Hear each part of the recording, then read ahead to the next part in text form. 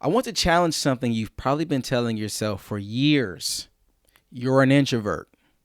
And because you're an introvert, certain rooms feel impossible. Certain moments feel too big. And somewhere along the way, that story became the reason you're not where you want to be in your career.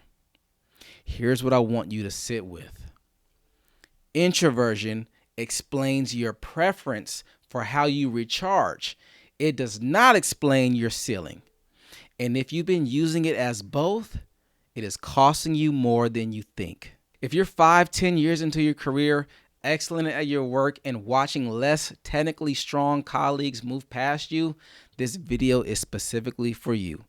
Now, I don't write in code, but I know what's happening in those rooms, and I know what's actually keeping you out of them. Let me start by saying something clearly. Introversion is real. It is valid. I used to identify as introverted until I started identifying as undeniable. This is not a video telling you to become an extrovert. That is not what I teach. But I need to clear something up first, because there is a massive misunderstanding about what introversion actually is. You believe introversion means shyness, low confidence, or social ineptitude. Introversion does not mean shyness. It does not mean low confidence. It does not even mean social ineptitude. These are not the same thing. You can be an introvert and still be the most commanding presence in a room. These things are not connected.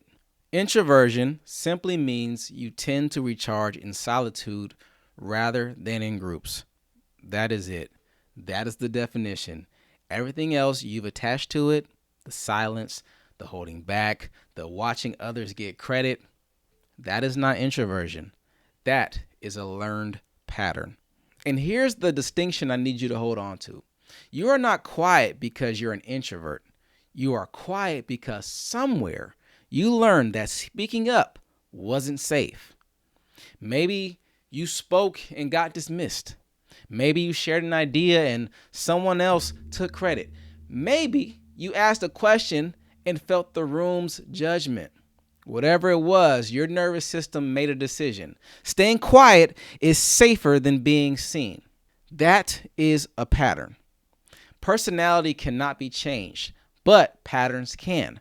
If you've been treating a learned pattern of silence as a fixed part of your personality, you have been placing a ceiling on yourself that was never actually there. So let's separate the personality from the pattern, because once you make that distinction, something actually shifts. Communication expectations change at every level of your career, and most people don't realize the standard changed, which is exactly why they stall.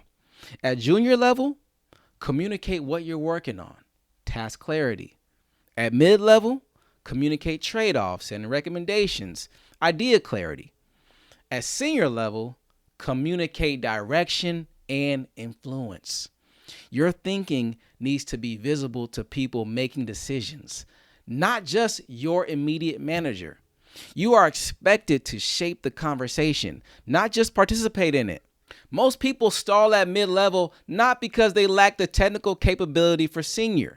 They stall because they're still communicating at the mid-level while being evaluated at the senior level. And nobody tells them the standard changed. The promotion decision happens in rooms you are not in. The people in those rooms decide based on what they already know about your thinking and your voice. If your voice hasn't been in those rooms, your case isn't being made. Think about it from a product perspective. A feature that exists, but that nobody knows about, doesn't get used. Your expertise, kept silent, doesn't get leveraged. Visibility is not vanity. Let me make that clear. It is usability. If people cannot access your value, it does not matter that the value even exists. So here's the real question. What is the specific pattern keeping your voice out of those rooms? Because naming it is the first step to breaking it. Think about the last 3 times you went quiet when you had something valuable to say. What type of room was this? Who was there? What were you afraid would happen? That fear is not introversion. That is a pattern. And patterns have triggers. When you can name the trigger, you can interrupt it. Here's your assignment for this week. Write down one reoccurring situation where you consistently go quiet. Then write down what you're afraid will happen if you speak in that moment. That fear has a history. Understanding that history is how you start to change it. And now I want to give you a reframe that I want you to sit with. Reframe your introverted actions as purpose-driven actions. Start identifying as undeniable, because undeniable has a purpose with actions that won't be denied. That's where everything changed for me. Where would you be right now if you had never spoken up? Not once. Think about that honestly, because there have been moments where you did speak, moments where your voice created an outcome. You have evidence that you can do this. That evidence is not introvert behavior. That is undeniable behavior. You can be confident and introverted at the same time. Confidence and introversion are not opposites. But here's what I want you to try. Start reframing your identity. Not introvert, not extrovert. Undeniable. Because undeniable is not a personality type.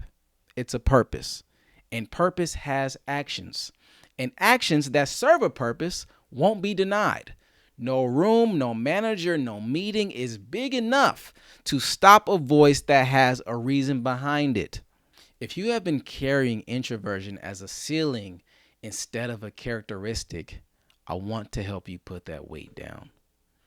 The pattern that's been keeping you quiet has a name now, and named things can be changed. And you already have the evidence that you can speak up when it matters. Now, the goal is to make that the rule, not the exception.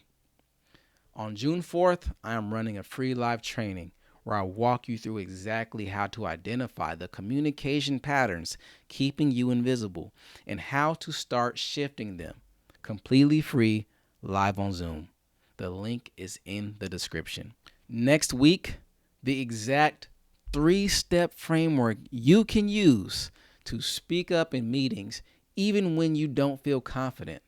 This is going to be the most practical video on this channel. You don't want to miss it.